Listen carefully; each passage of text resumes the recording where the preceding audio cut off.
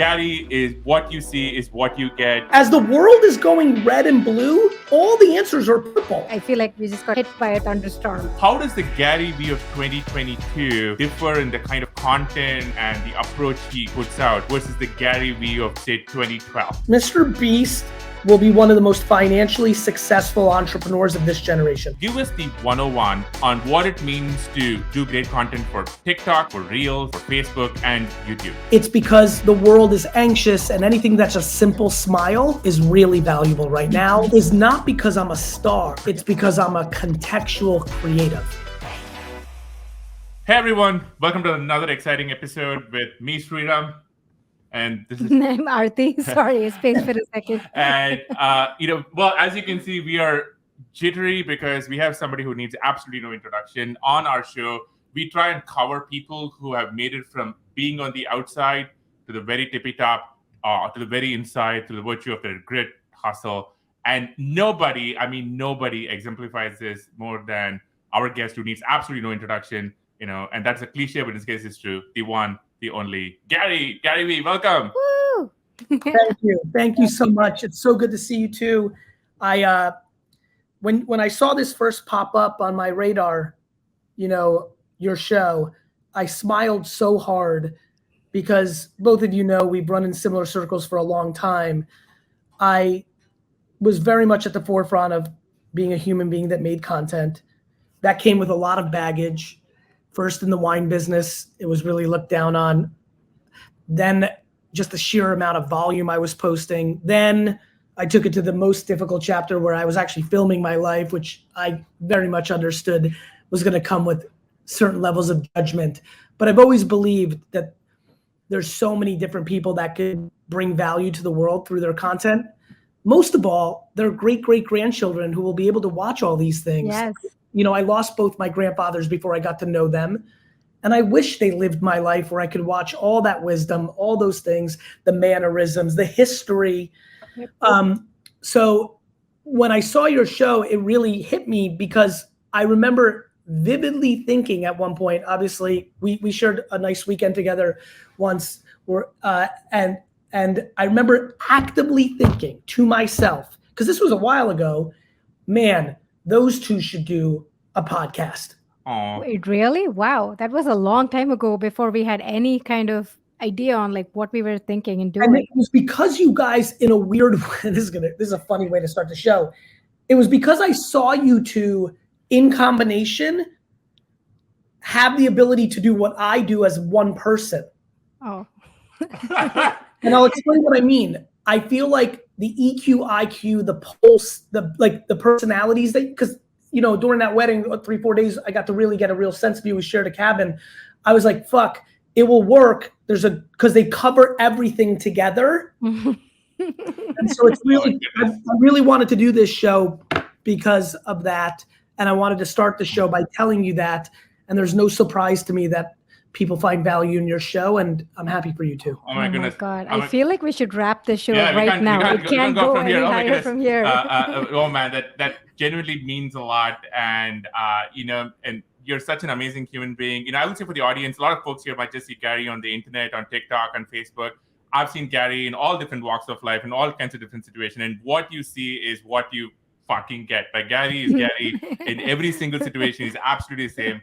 And maybe, this is actually a good place to start. So we have known you for over a decade now, probably, right? Yep. And, you've been through, you started with wine and, you've been through over 10 years of life experiences, business experiences. How does the Gary Vee of 2022 differ in the kind of content and the approach he puts out versus the Gary Vee of, say, 2012?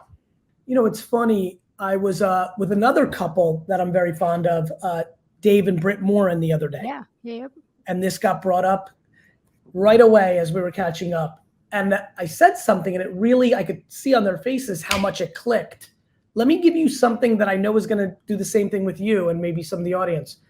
A lot less different than people would perceive. And let me explain why. I know, and this is a question that's coming up a lot. I know why it's coming up a lot because now I have a lot of receipts. And it is very clear that the early Gary Vee content was around work ethic and opportunity and going hard. And I think a lot of my content the last 3 or 4 years has been very much around happiness and emotional intelligence. And so on paper, it's very easy to see, and it's very easy to make the assumption of like, I'm more mature, I'm more softened. Like, I get it. I would argue that my number one strategy, and this is going to make a ton of sense to you too, and I'm hoping a lot of the audience, given that it's you too, my greatest operational capability of the last 15 years has been making creative content that is contextual. Explain. I will. One of the reasons I've been consistently strong of building an audience on every one of the social platforms that, oh, by the way, you've basically worked for all of them, right? Is not because I'm a star.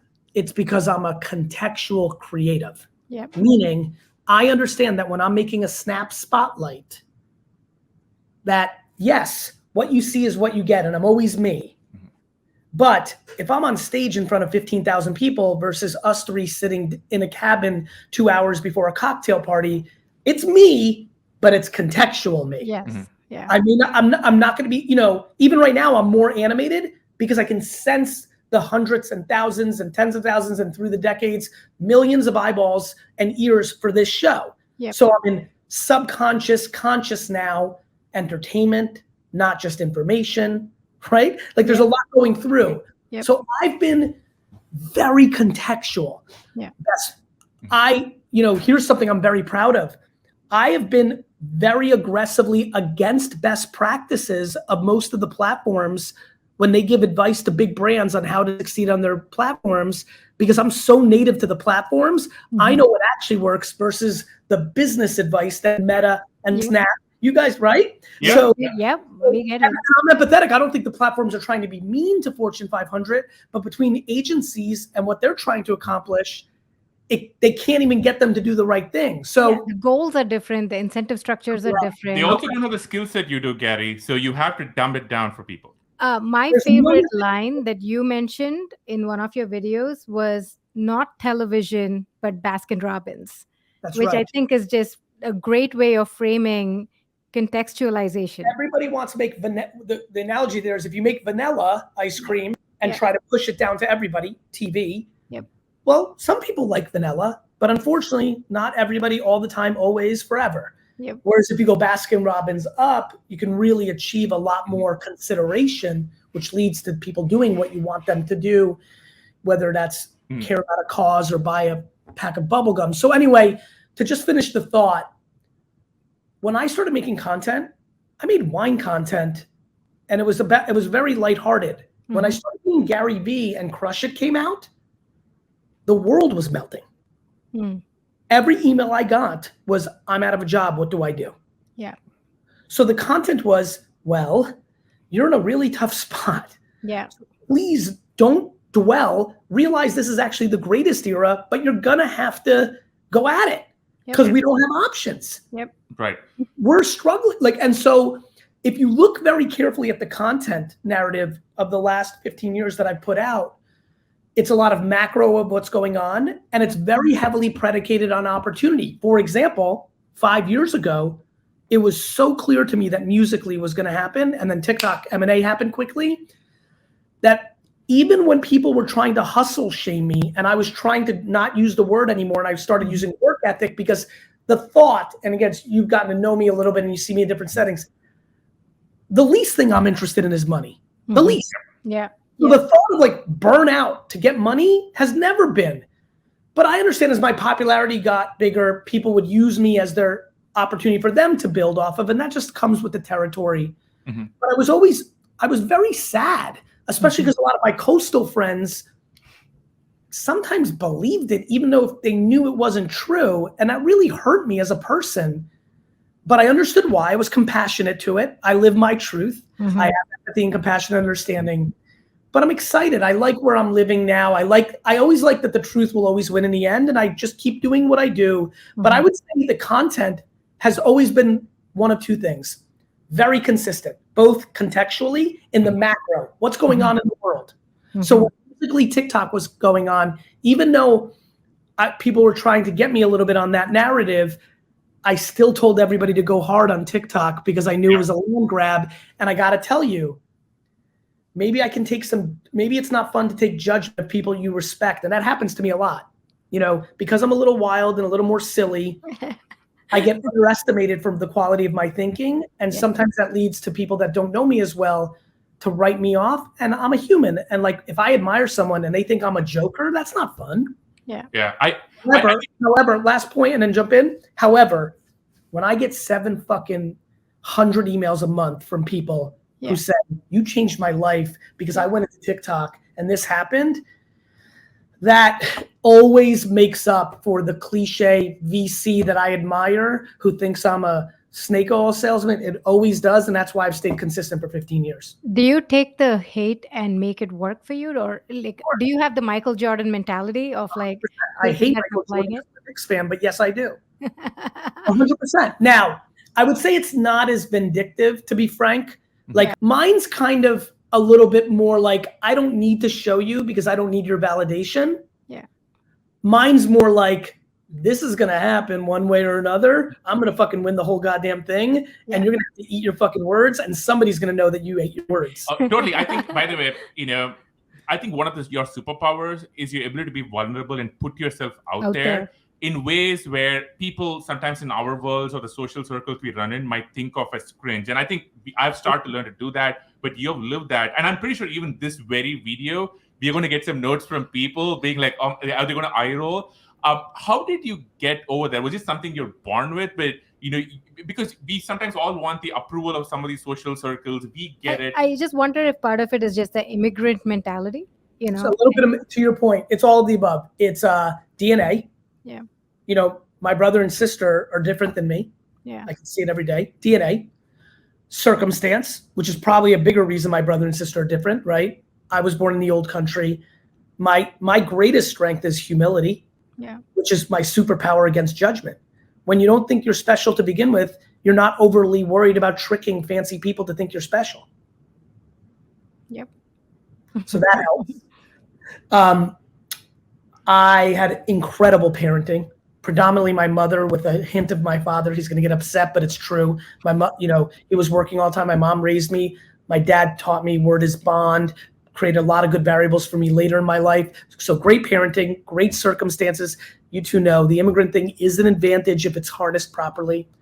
It can be a disadvantage. There's a lot, lately I'm starting to spend a little more time on the immigrant stuff. Like there are way too many people continuously, and we all have it when we come from that culture. And I mean, everyone who wasn't born in America that moved to America, we all want to make our parents proud more than our American counterparts. It's just a thing. Yeah. But when you start living for your parents' validation, that's the easiest way to not be happy. Yeah. And that's very hard. We know a lot of our Indian friends who go through exactly. It's huge in the Asian, Indian, and certain parts of Eastern Europe. It's a big one, boy. Oh yeah. So anyway, I think it was a matter of a lot of nature, nurture, circumstance, and then really loving being an underdog. I like being an underdog. So for me, I don't want to be accepted in the circles, and you two will really understand this. I was so far ahead of everybody in those circles. I could have moonwalked into those circles. I was already in those circles when the circles were forming, and I kind of walked away from the circles, not purposely, by the way, just because I'm a busy operator. Yeah. I so don't need validation of circles.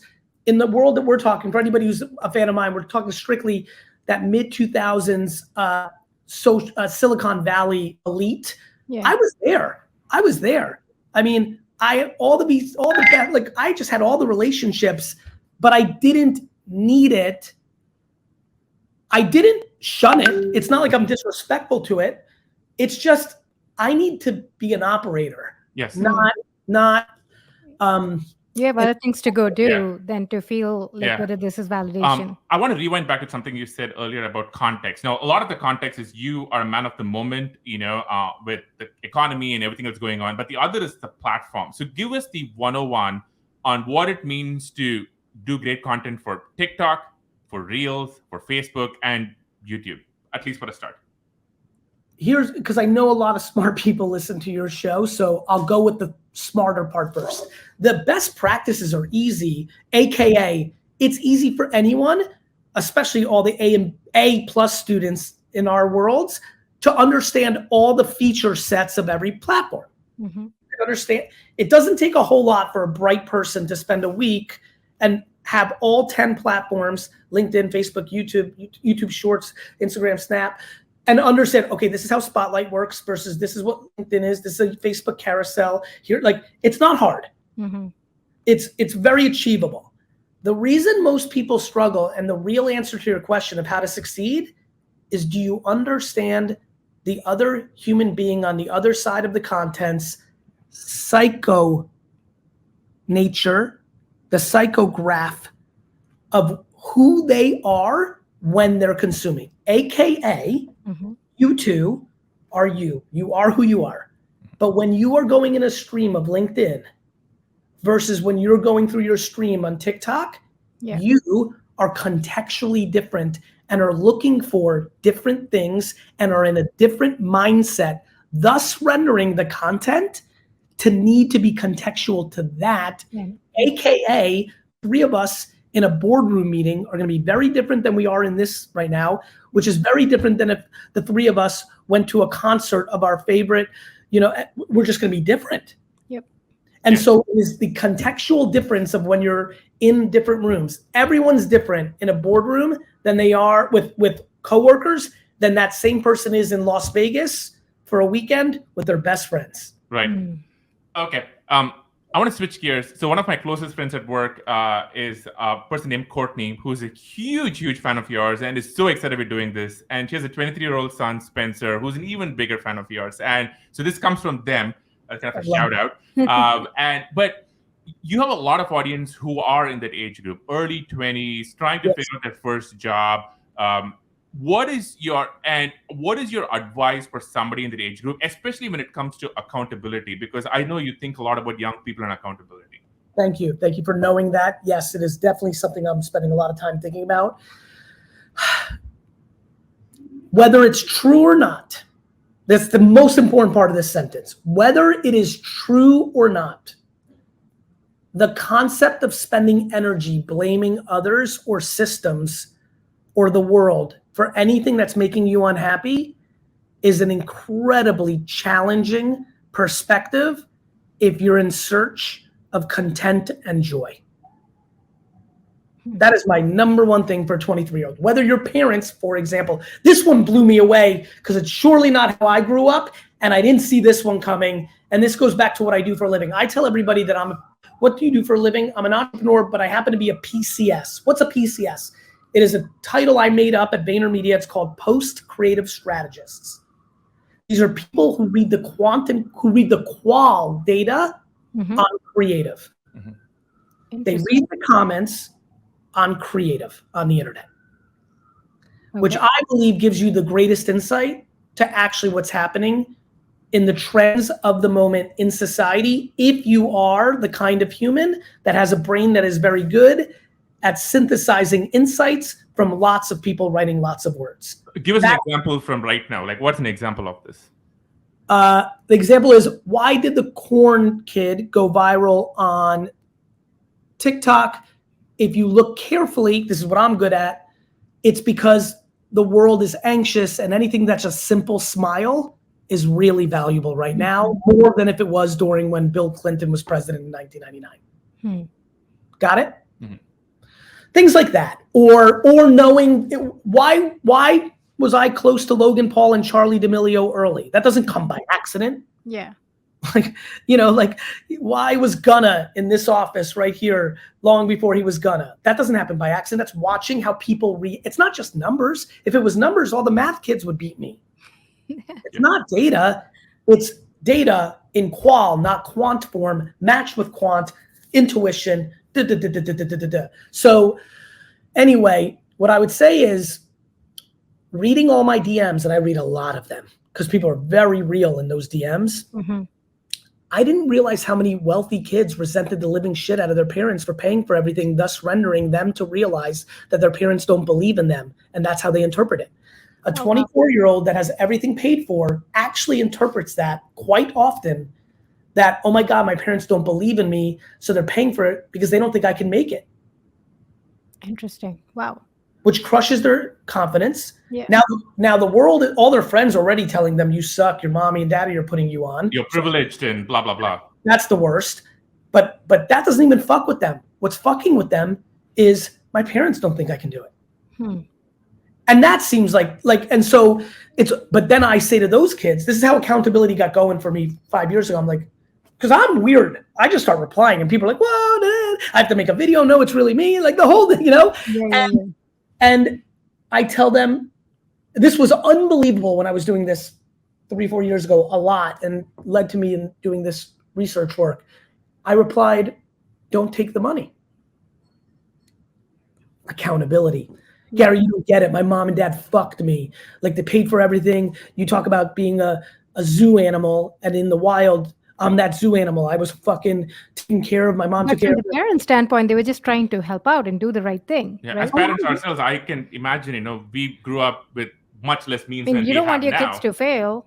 You just want to help out. The problem is the way to make sure your kids don't fail is not to do it for them, but parents can't help it. Yeah. They can't help it, especially when they're parents like you guys, me, like you just want it for them. Yeah. You can't help it. The problem is we never had it growing up, so I want it for them. Of course, but I'm promising you right now, it's not going to work. Man.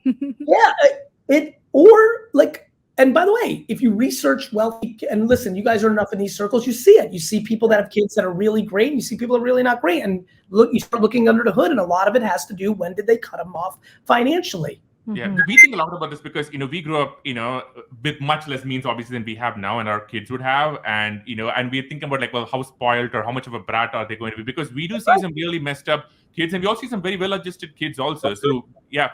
And even the well-adjusted kids oftentimes lack the belief that they can do crazy things because it's very hard to be hungry when you're fed. Right. Wow. And so anyway, nonetheless, this all led to an interesting thing. I'm like, well, if you're so mad at them and it sucks so bad, well, then stop taking the money. Yeah. That's when accountability gets interesting, because everybody loves to blame their parents. They love to blame the government. It's Biden's fault. It's Trump's fault. They love to blame the new favorite step is social media, right? Social media, of course, is everybody's problem, right?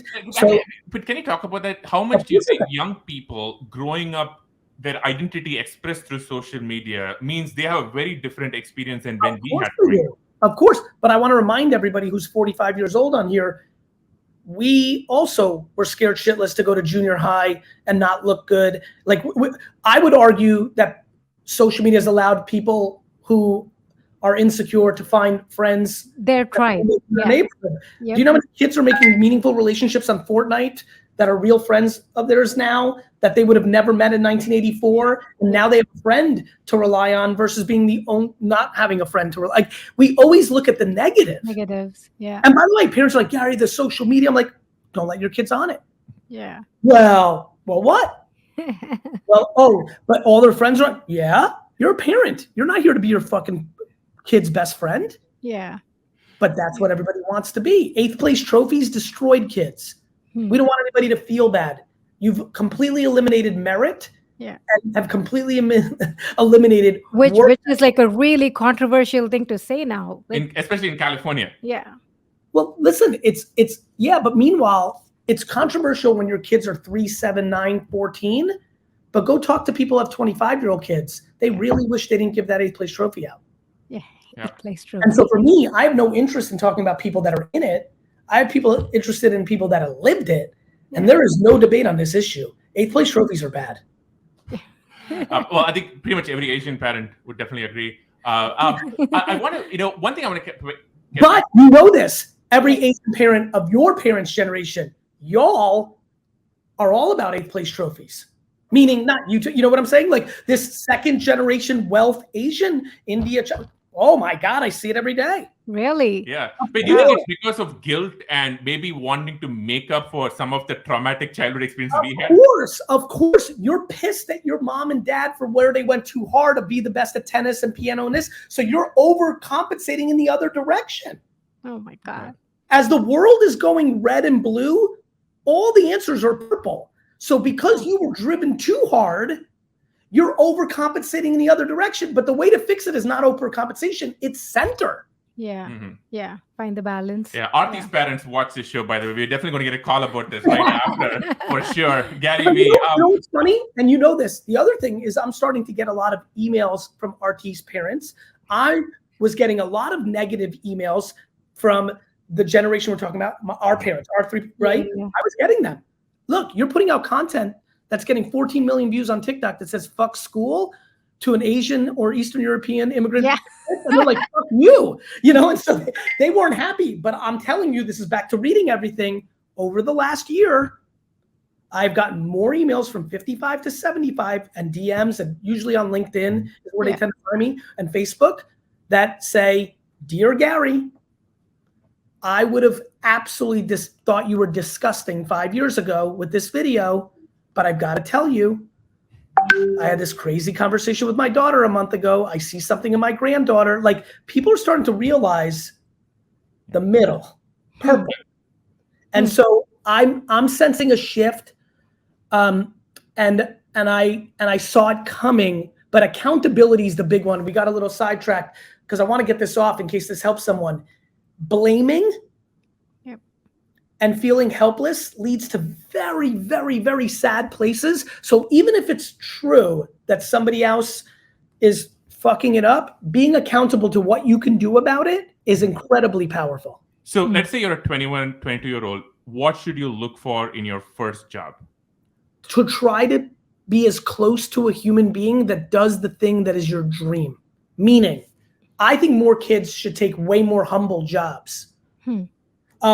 I think admin life is the most underrated thing. This is one thing I think Hollywood got right.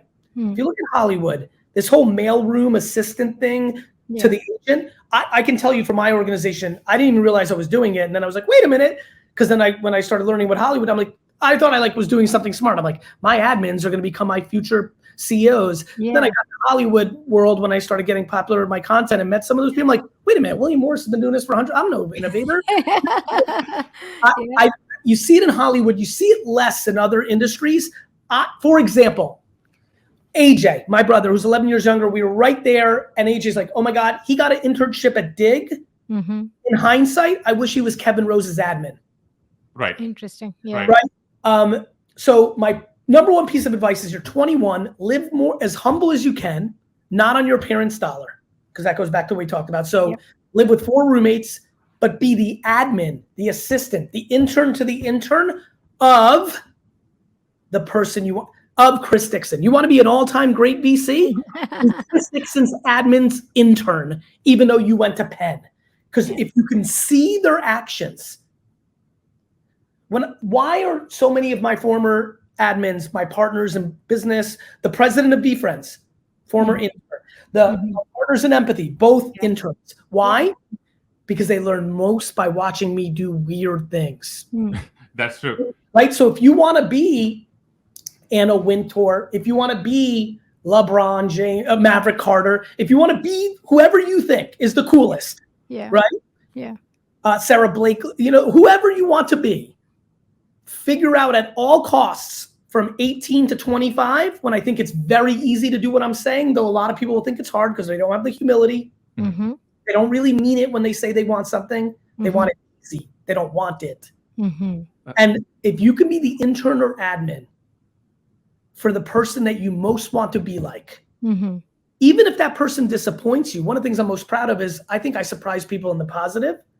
When they get here, if they're Gary, now that people know who I am, and because of that, I actually get a lot of emails like, hey, Gary, my friend works in your company and she says you're the sweetest. I have a different situation here. I've always looked up to X.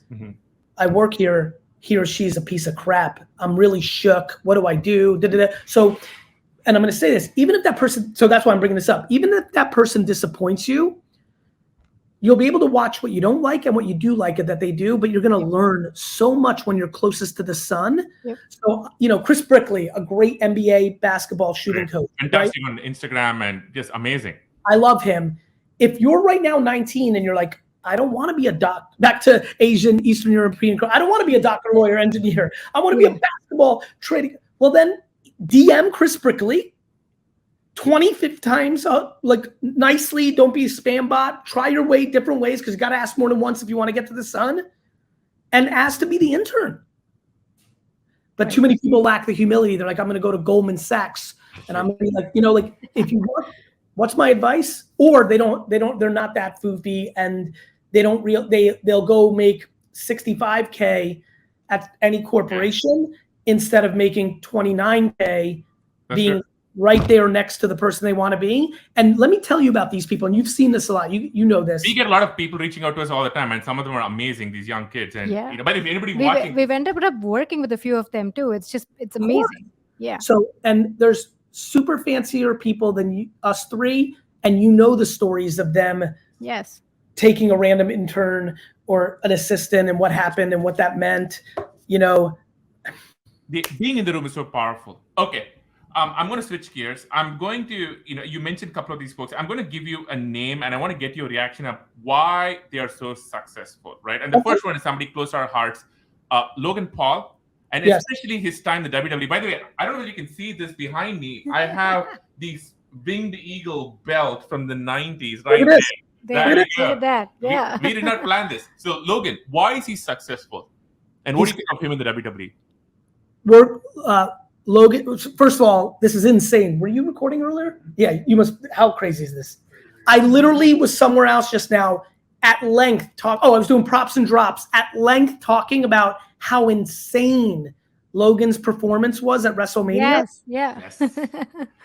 How much natural talent he has. It's crazy. He's a movie star. I have no idea what his intentions are, but I genuinely think he can be a generational wrestling talent, like a Rock, like a Stone Cold, like a Hogan, like a major talent. He gets it. He has the athleticism. He understands the crowd. The mic. He just gets it. And if you talk to somebody like a Triple H or one of the people who run the place, they appreciate him putting in the work. But he has it. And it factor can't be taught. He has it. So look, VaynerMedia ran a campaign for Virgin Mobile called Find the Next Vine Star, and Logan won. I literally was in a VaynerMedia office and said, that's the kid. So the Logan thing is really very weird for me. Like, I'm in that point of my career where I can tell a story like that. Spot them. Right? Yeah. It wasn't even inspired. It was me knowing he had it. Right.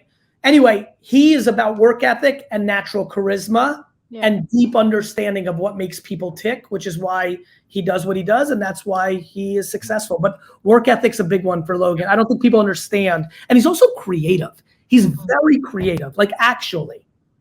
Yes. Yeah. I mean, everything from his NFTs to his WWE to Impulsive, and this requires real hard work and creativity.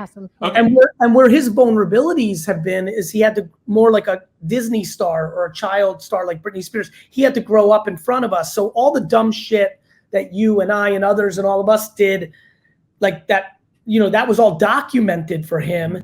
And he had his tough times through that. And he's still a young dude, but that is what that's what a lot of the world is now going to have to struggle with. They're documenting everything. They're putting out so much. Right.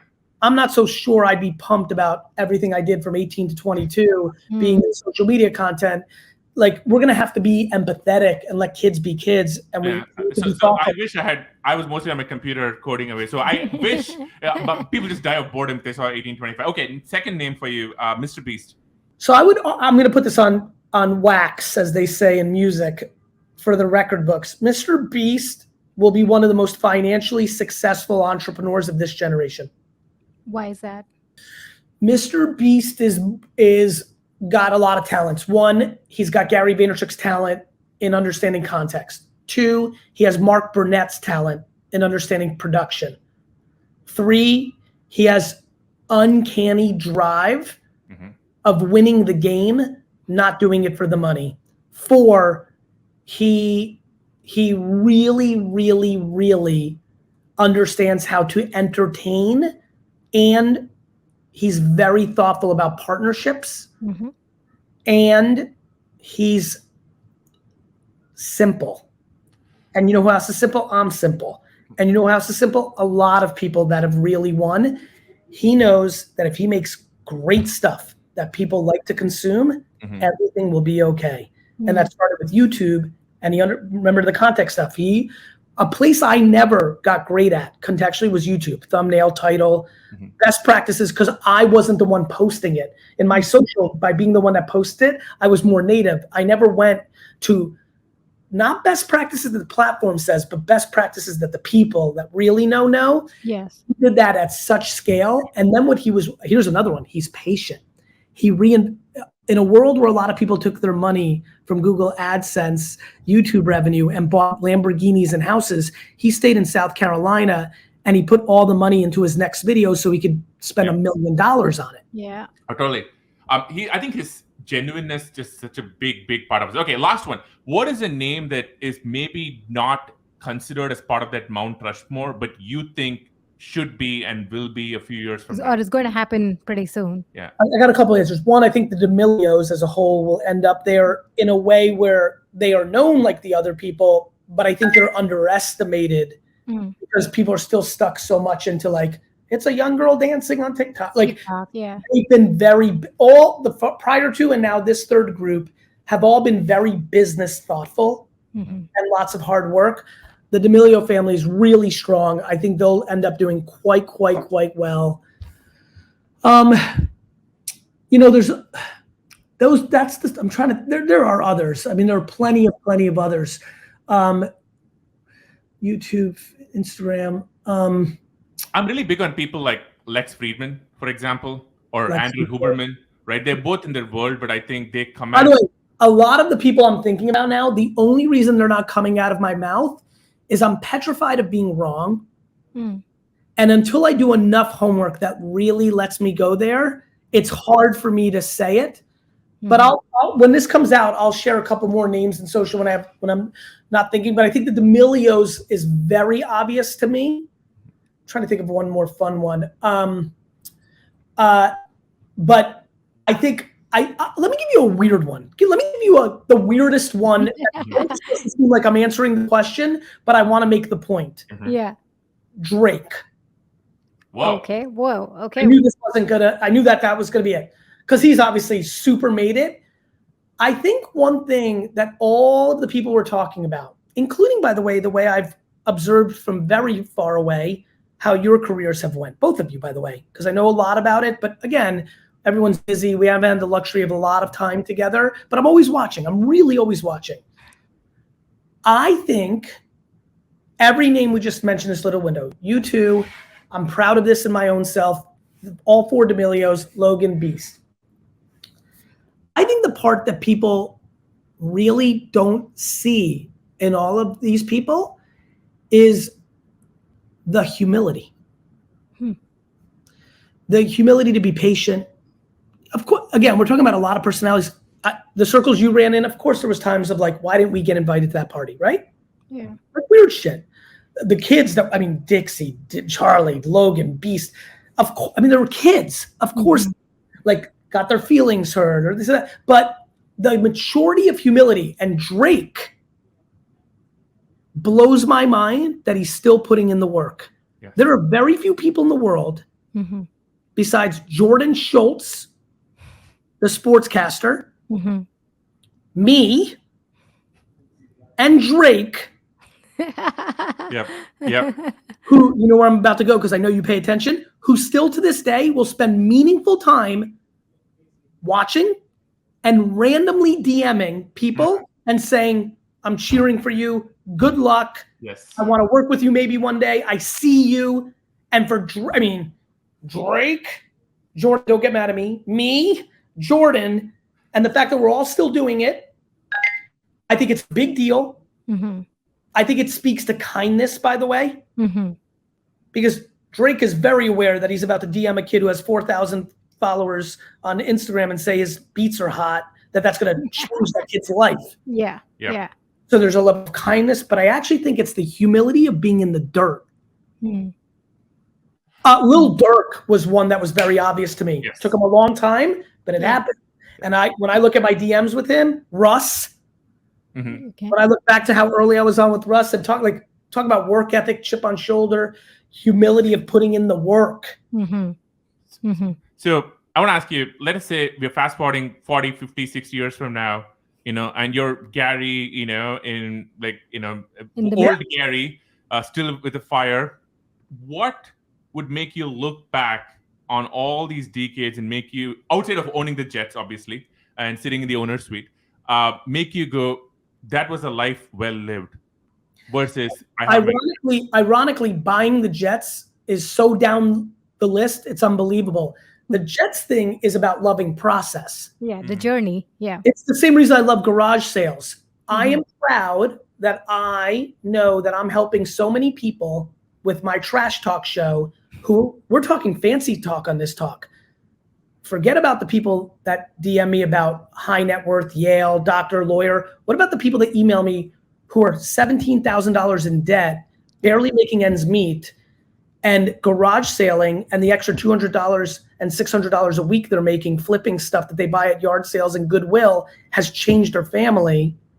The fact that I'm waking up still on a Saturday after a long week of work and family that I want to spend as much time as I can given my ambitions and work-life balance schedule, I'm waking up at 5:45 in the morning to be able to hit the garage sales early, film it, and show them it's real and it can happen. But it's also selfish to this day with everything I've got. The thrill of pulling up to a garage sale, not knowing what I'm about to find. That's what the Jets are for me. The Jets is a fun game to see if I can pull it off. Yeah. Oh my goodness. As far as a life well lived, well, I already know that. I have fantasized about the turnout to my funeral since I was 15 years old. Okay. I have said to myself, the ultimate indication of a man's or woman's life is how many people decide to come to their funeral. Yeah. And I know that for all the accolades, all the public persona, that nobody knows shit except for my admins of who the hell I really am.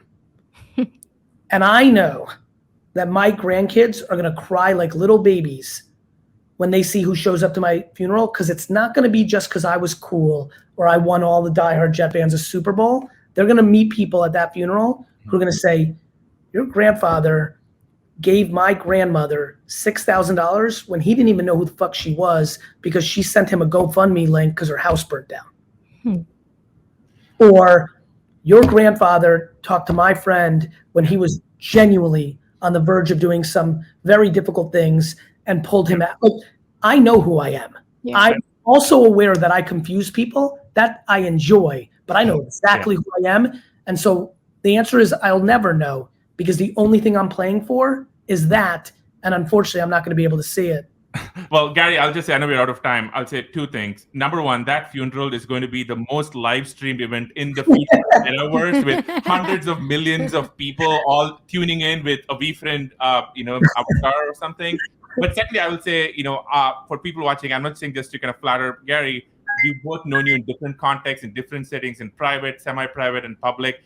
Gary is what you see is what you get. He is the same individual who wants to give and help people in every single context I've seen. And Gary, you're inspiration, you're a dear friend. I wish you all the best, and thank you so much. I can't believe we had 45 minutes just go by. This is like, I feel like we just got like hit by a thunderstorm. It's just amazing. Yeah. You're the sweetest. I love you guys. We'll talk soon. This is amazing. Thanks so much, Gary. Thank you. Bye-bye. Thank you for watching another episode of The Good Time Show. Please do subscribe to us here on YouTube, Apple, Spotify, anywhere at all. And we'd like to take a moment to thank our sponsors. What? Who sponsors? Okay. Well, just we don't have any sponsors, but please subscribe. Subscribe, hit the bell, all the things. You know what to do.